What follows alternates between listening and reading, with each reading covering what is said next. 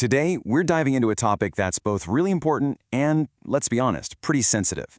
We're going to look at certain practices you might see in some Sufi orders and ask the big question: do they cross the line into what's known as shirk, or associating partners with God? Welcome to Wisdom Time. Our goal here is to break down this complex issue, using a careful theological analysis to bring some clarity and hopefully a lot more understanding. So, how are we going to tackle this? Well, here's our game plan. First, we'll identify the exact practices that are causing all the debate. Then, and this is crucial, we'll figure out how shirk is even defined in the first place. Once we have that foundation, we'll analyze the practices, including the really complex idea of Rabita. Then we'll zoom out to look at the history to see why these issues might be more common today, and we'll wrap it all up with a final thought for believers. All right, first things first, let's get really clear on what specific practices are actually at the center of this whole conversation. The question that our source material really digs into is this: are certain actions considered shirk?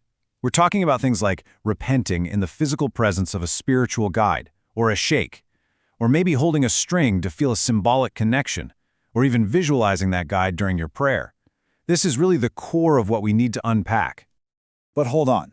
Before we can even start analyzing these actions, we need to establish a really important ground rule. How do you actually determine if something is shirk? Is it based on what we think is in someone's heart, or is it something much more concrete? And this is where the source material gives us a critical principle. You absolutely cannot call someone a polytheist based on your interpretation of what they're doing. The judgment of shirk can only, and I mean only, be made if a person makes an explicit declaration themselves. This is a massive point, right? It stops us from making incredibly serious accusations based on what we just assume someone is thinking or feeling. And check out this quote. It makes the principle crystal clear. The line is only crossed if someone actually says the words, something like, "I see my shaykh as a god alongside Allah." If they don't say that, you're just dealing with your own interpretation, not a theological fact. Okay, so with that essential rule firmly in our minds, let's now go back and apply it to those specific practices we mentioned earlier, and we'll take them one by one. Now, before we even get to the acts of worship, the source brings up a more foundational issue: the whole idea of spiritual authority itself. It argues that the role of a murshid, a guide, has to be earned. It's like getting a PhD. It requires years of study, training, and proven skill. It's not supposed to be like a kingdom that you just inherit from your father, whether you're qualified or not. So, what about repenting in front of a shaykh? The correct understanding here is that repentance is always directed to God and God alone. The person who is there, the guide, is simply a witness to that repentance, and it's absolutely vital that everyone involved understands this to avoid the huge misunderstanding that you're somehow repenting to a person. And when it comes to things like holding on to a rope to feel connected, well, the source is pretty blunt.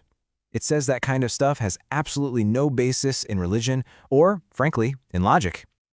All right, now we get to what is probably the most nuanced and, honestly, the most debated practice of them all: Rabita, this idea of a spiritual link.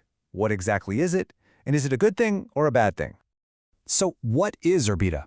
At its very core, it's a kind of psychological technique. The whole idea is to help you improve your own behavior and be more mindful by imagining that a respected teacher or elder is right there with you. Think about it like this. You know how you automatically sit up a little straighter or watch your words a bit more when a respected elder or maybe one of your parents walks into the room? It's a natural human reaction. The source explains that Rabita is basically an attempt to tap into that same effect, but internally, using your imagination as a tool for self-improvement. So here's the absolute key. The source draws a very sharp line.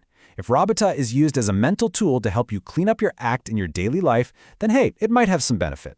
But it becomes a huge problem when it gets mixed into formal acts of worship, like the ritual prayer, where your focus has to be 100% on God and nothing else.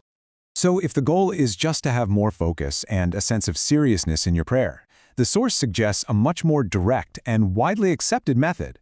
Imagine you're standing in the Grand Mosque in Mecca, looking directly at the Kaaba.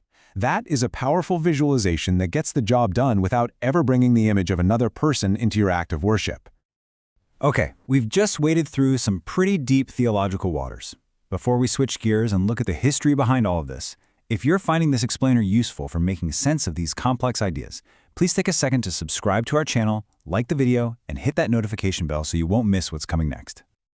So we've covered the theological analysis. But that kind of begs a bigger question, right? Why did these confusing or problematic practices even start showing up?